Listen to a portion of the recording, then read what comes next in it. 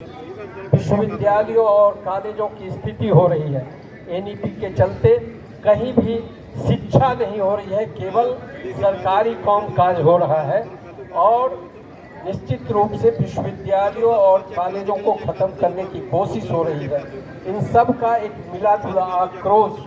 जो यूथ में था, जो छात्रों में था, वह हमने देखा। इस सरकार ने सोच रखा था कि हम किसी की बात नहीं सुनेंगे, कोई संवाद नहीं करेंगे, लेकिन साथियों, यूथ ने, स्टूडेंट ने बता दिया है कि देश में सरकार किसी की भी हो, जब पब्लिक चाह लेती है, जब जनता चाह लेती है, तो सरकार को घुटने पर ला देती है और जंतर मंतर उसका गवाह बना है। हम उस जगह हैं जिस जंतर मंतर ने पूरे देश में और दुनिया में एक मैसेज दिया है कि डेमोक्रेसी को जिंदा रखने का, संविधान को जिंदा रखने का और अपनी एकजुटता प्रदर्शन करने का। यह ऐसा आंदोलन था जहां कोई कास्ट, क्रीड,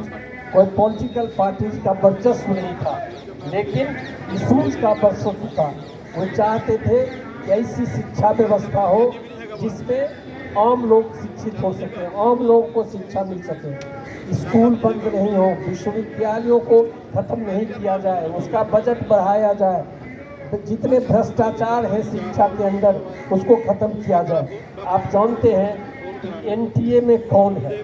हम लोग एनईपी जब से लागू हुआ, लागू होने के पहले से, जब से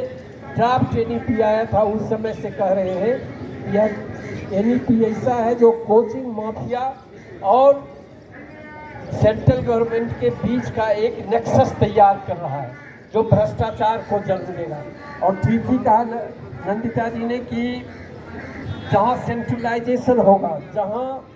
केंद्रीयकरण होगा, वहाँ भ्रष्टाचार होगा और भ्रष्टाचार हो रहा है। और भ्रष्टाचार केवल नीट में नहीं है। आज देख रहे हैं कि झारखंड में आंदोलन चल रहे हैं,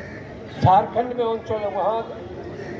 झारखंड पब्लिक सर्विस कमीशन के अंदर जितने अपॉइंटमेंट हुए, वहाँ स्टाफ सिलेक्शन कमीशन के अंदर जितने अपॉइंटमेंट हुए, उसके खिलाफ स्टूडेंट का, यूथ का वो आंदोलन चल रहा है। दूसरे बिहार में भी कई पेपर लीक हुए और उसके खिलाफ आंदोलन हुए। इसीलिए लगता है कि ये डबल इंजन की सरकार भ्रष्टाचार करने के लिए, पेपर लीक करने के लिए और शिक्षकों को, शिक्षा को बर्बाद करने के लिए आई है। एनईपी के बारे में पिछले 5-6 साल से हम लोग लगातार पूरे देश में घूम घूम के कहते रहे हैं कि अगर एनईपी लागू हो गया तो शिक्षा बर्बाद हो जाएगी, और सरकार किसी से संवाद नहीं करती है, अपने तरफ से उसको जबरदस्ती लागू करना चाहती है। आप जानते हैं कि वह संविधान के फेडरल स्ट्रक्चर को भी नहीं मानती, किसी स्टेट से कोई राय नहीं लेती है और अपने तरफ से सारा चीज़ लागू हो रहा है। अब जो विकसित भारत शिक्षा अधिष्ठान बिल आने वाला था, हम धन्यवाद करते हैं स्टूडेंट और यूथ के उस रिवोल्यूशनरी मूवमेंट का पूरे देश में, जिसके डर से विकसित भारत शिक्षा अधिष्ठान बिल इस बार पार्लियामेंट में पेश नहीं हुआ। उसी तरह बिहार के अंदर एक विश्वविद्यालय संशोधन विधेयक लाया जाने वाला था और वह विधेयक था कि यूनिवर्सिटी से कॉलेज को अलग करो, और जैसे ही यूनिवर्सिटी और कॉलेज अलग होंगे, उनका स्केल अलग होगा, अपॉइंटमेंट अलग होगा, उनके सर्विस कंडीशन अलग होंगे और सारे जो हमारे यूनियन से, सारे जो हमारे फेडरेशन और एसोसिएशन है, वह खंड खंड होंगे और लड़ने की ताकत हमारी घटेगी। अल्टीमेटली सरकार का मकसद है कि इनको तोड़ के रखो, विभिन्न खंडों में बांट के रखो, ताकि एकजुट ना हो सके और लड़ नहीं सके। और इसीलिए साथियों, पूरा एनईपी हो, विकसित भारत शिक्षा अधिष्ठान बिल हो,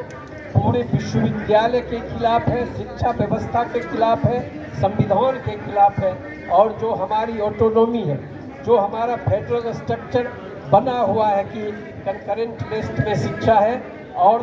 स्टेट भी उसमें अपनी राय दे सकता है, अपने हिसाब से उसको लागू कर सकता है, उसको तहस नहस करने के लिए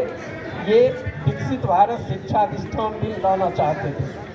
विकसित भारत शिक्षा अधिष्ठान बिल वास्तव में एनईपी को एक विधायी रूप देने का, कानूनी अमली जामा पहनाने का एक अभियान था, जिस पर सरकार अभी रुक गई है, लेकिन वह खतरे अभी भी बने हुए हैं। यह खतरा है, आप जानते हैं कि वो यूजीसी खत्म करना चाहते हैं,